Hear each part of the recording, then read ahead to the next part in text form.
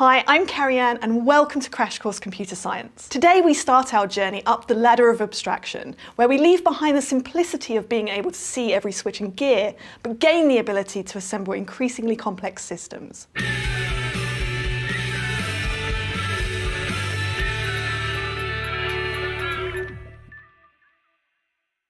Last episode, we talked about how computers evolved from electromechanical devices that often had decimal representations of numbers, like those represented by teeth on a gear, to electronic computers with transistors that can turn the flow of electricity on or off. And fortunately, even with just two states of electricity, we can represent important information. We call this representation binary, which literally means of two states, in the same way a bicycle has two wheels or a biped has two legs. You might think two states isn't a lot to work with, and you'd be right, but it's exactly what you need for representing the values true and false. In computers, an on state, when electricity is flowing, represents true.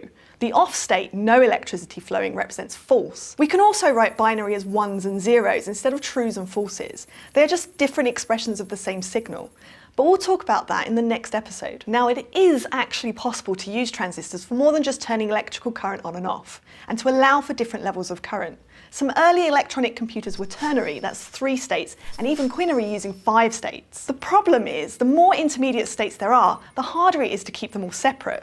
If your smartphone battery starts running low, or there's electrical noise because someone's running a microwave nearby, the signals can get mixed up. And this problem only gets worse with transistors changing states millions of times per second. So placing 2 signals as far apart as possible using just on and off gives us the most distinct signal to minimize these issues. Another reason computers use binary is that an entire branch of mathematics already existed that dealt exclusively with true and false values, and it had figured out all the necessary rules and operations for manipulating them.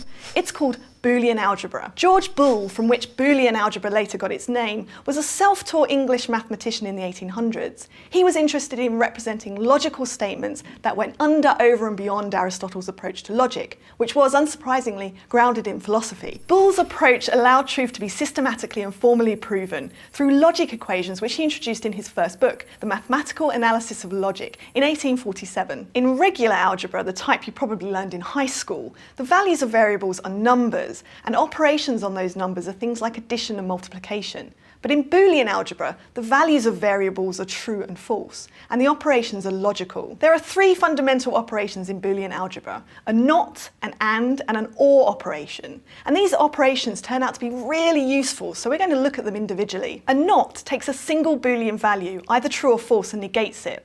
It flips true to false and false to true. We can write out a little logic table that shows the original value under input and the outcome after applying the operation under output. Now here's the cool part. We can easily build Boolean logic out of transistors. As we discussed last episode, transistors are really just electrically controlled switches. They have 3 wires, 2 electrodes and 1 control wire. When you apply electricity to the control wire, it lets current flow through from one electrode through the transistor to the other electrode. This is a lot like a spigot on a pipe. Open the tap, water flows. Close the tap, water shuts off. You can think of the control wire as an input and the wire coming from the bottom electrode as the output. So with a single transistor, we have 1 input and 1 output. If we turn the input on, the output is also on because the current can flow through it. If we turn the input off, the output is also off and the current can no longer pass through. Or in Boolean terms, when the input is true, the output is true. And when the input is false, the output is also false, which again, we can show on a logic table. This isn't a very exciting circuit though, because it's not doing anything. The input and output are the same, but we can modify this circuit just a little bit to create a not. Instead of having the output wire at the end of the transistor, we can move it before.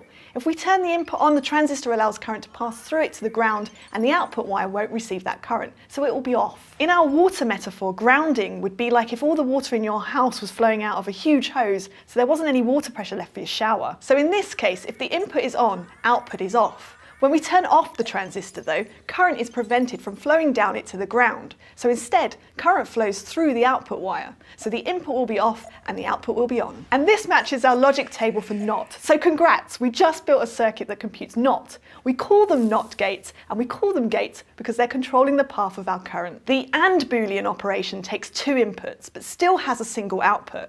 In this case, the output is only true if both inputs are true. Think about it like telling the truth. You're only being completely honest if you don't lie even a little. For example, let's take the statement, my name is Carrie-Anne and I'm wearing a blue dress. Both of those facts are true, so the whole statement is true. But if I said my name is Carrie-Anne and I'm wearing pants, that would be false, because I'm not wearing pants.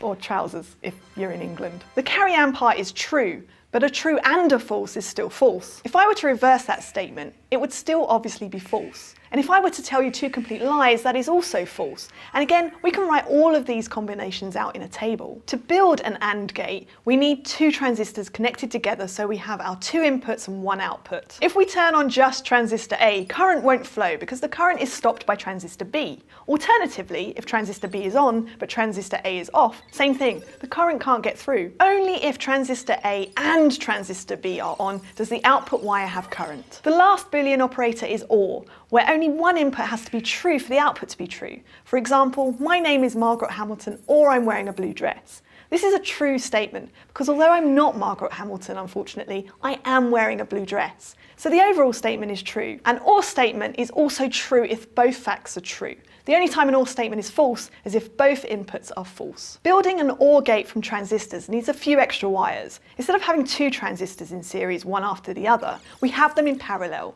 We run wires from the current source to both transistors. We use this little arc to note that the wires jump over one another and aren't connected, even though they look like they cross. If both transistors are turned off, the current is prevented from flowing to the output, so the output is also off. Now, if we turn on just transistor A, current can flow to the output. Same thing if transistor A is off, but transistor B is on. Basically, if A or B is on, the output is also on. Also, if both transistors are on, the output is still on. Okay, now we've got NOT, AND, and OR gates, and we can leave behind their constituent transistors and move up a layer of abstraction. The standard engineers use for these gates are a triangle with a dot for a NOT, a D for the AND, and a spaceship for the OR. Those aren't the official names, but that's how I like to think of them. Representing them and thinking about them this way allows us to build even bigger components while keeping the overall complexity relatively the same. Just remember that all of the mess of transistors and wires is still there. For example, another useful Boolean operation in computation is called an exclusive OR, or XOR for short. XOR is like a regular OR, but with one difference. If both inputs are true, the XOR is false. The only time an XOR is true is when one input is true and the other input is false. It's like when you go out to dinner and your meal comes with a side salad or a soup. Sadly, you can't have both. And building this from transistors is pretty confusing, but we can show how an XOR is created from our three basic Boolean gates. We know we have two inputs again, A and B, and one output. Let's start with an OR gate, since the logic table looks almost identical to an OR. There's only one problem. When A and B are true, the logic is different from OR, and we need to output false. To do this, we need to add some additional gates. If we add an AND gate and the input is true and true, the output will be true. This isn't what we want, but if we add a NOT immediately after, this will flip it to false. Okay, now if we add a final AND gate and send it that value along with the output of our original OR gate, the AND will take in false and true. And since AND needs both values to be true, its output is false. That's the first row of our logic table. If we work through the remaining input combinations, we can see this Boolean logic circuit does implement an exclusive OR. An XOR turns out to be a very useful component, and we'll get to it in another episode. So useful, in fact, engineers gave it its own symbol too, an OR gate with a smile.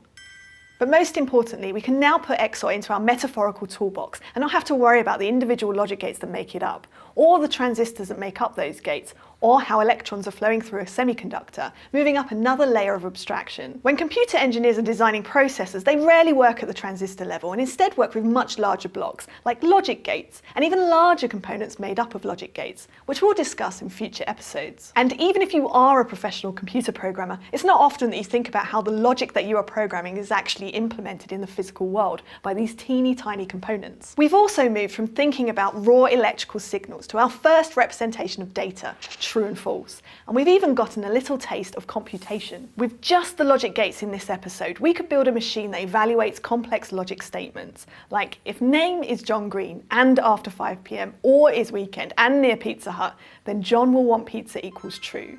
And with that, I'm starving. I'll see you next week.